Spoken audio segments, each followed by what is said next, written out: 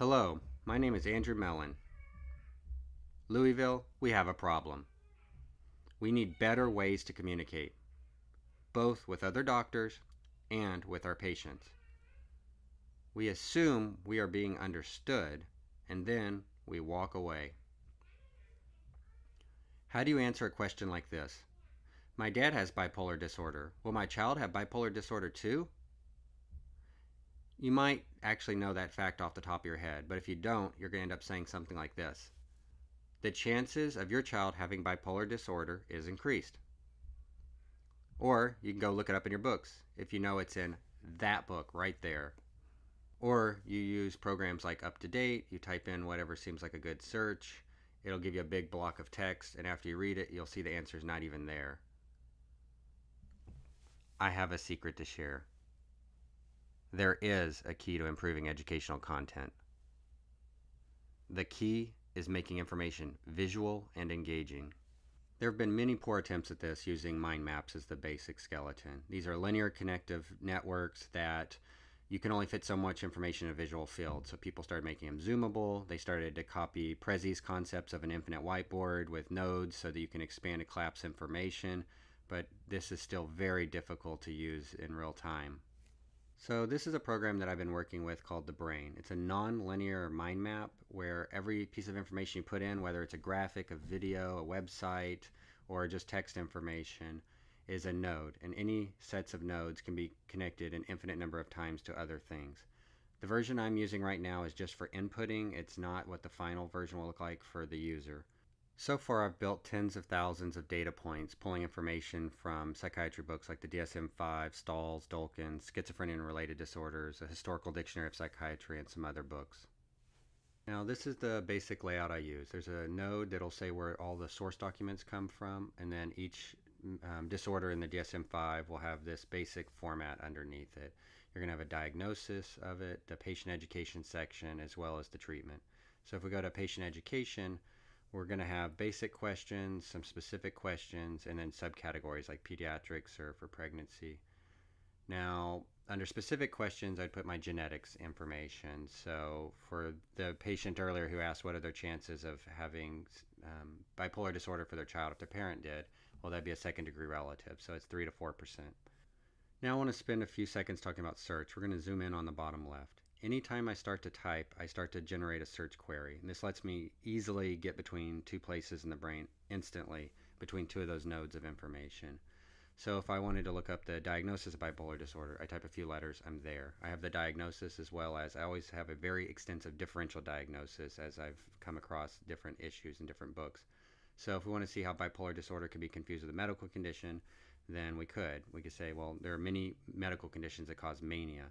And what are a list of those medical conditions? Well, here's a bunch of those conditions. And if I don't remember what one of them is, and I think it's the right one, I could have proper information. Say, what's tuberous sclerosis? Now, let's step out a little bit to show the general kind of superstructure. If we go back to bipolar disorder, and then we take one more step up, we'll see all the bipolar and related disorders as they're listed in DSM-5, plus additional information that I thought is useful or related. In psychiatry, the whole thing has been done this way. Now let's talk about interconnectivity of information. So if we jump to neurotransmitters, we have a list of the neurotransmitters that are common to psychiatry.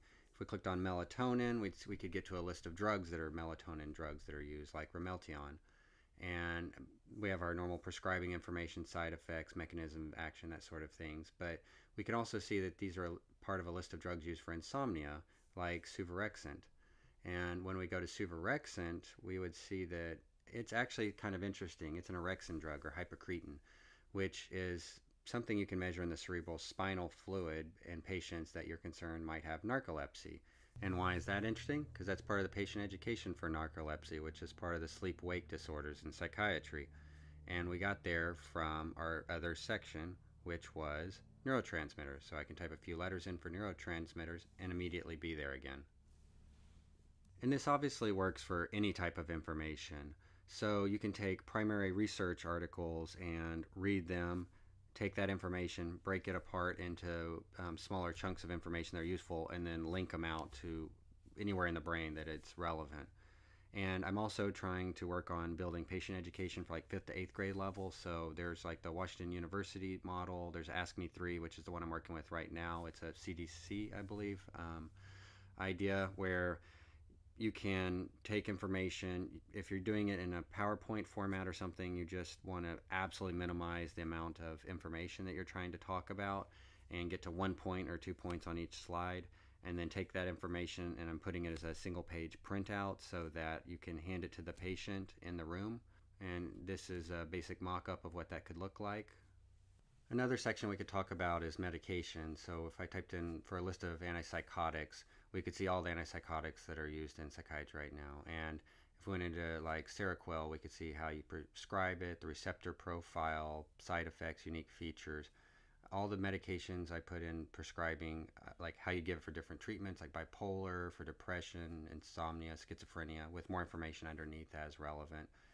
And if we go up, we can see that quetiapine, because it's linked to many other things, you would never get there this way originally. But one of the things you would find it under is just first line treatments for a mixed presentation of bipolar disorder with these other medications as other examples.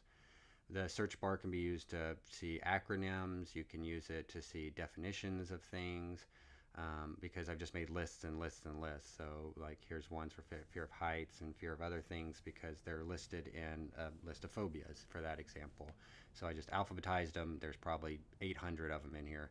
And so anything you type a fear of, you should be able to find it. I want to spend the last few seconds just closing out on what's the purpose again for this whole project. This is something that as it gets more and more complex and I build in more and more thousands of ideas and topics and statements and link them more and more, you'll be able to instantly just reference and bring things together and disparate ideas and find that immediate fact you need to be able to share with other doctors if you're doing like a telemedicine doctor to doctor, or if you're talking to a patient, that you could immediately just bring up a list of celebrities with OCD to help them understand that treatment is going to be useful. They can still live a productive and fruitful life. And you cannot do this with anything that exists right now. It just relies on you remembering the hundreds of thousands of facts that exist. Thank you for considering me as a candidate for your program in Louisville, Kentucky. I have a strong and genuine interest in psychiatry, both as a field of medicine and as a topic of intellectual interest. Hiring me will not only get you a dedicated and hardworking resident, but also a new permanent psychiatrist for the greater Louisville area. Thank you.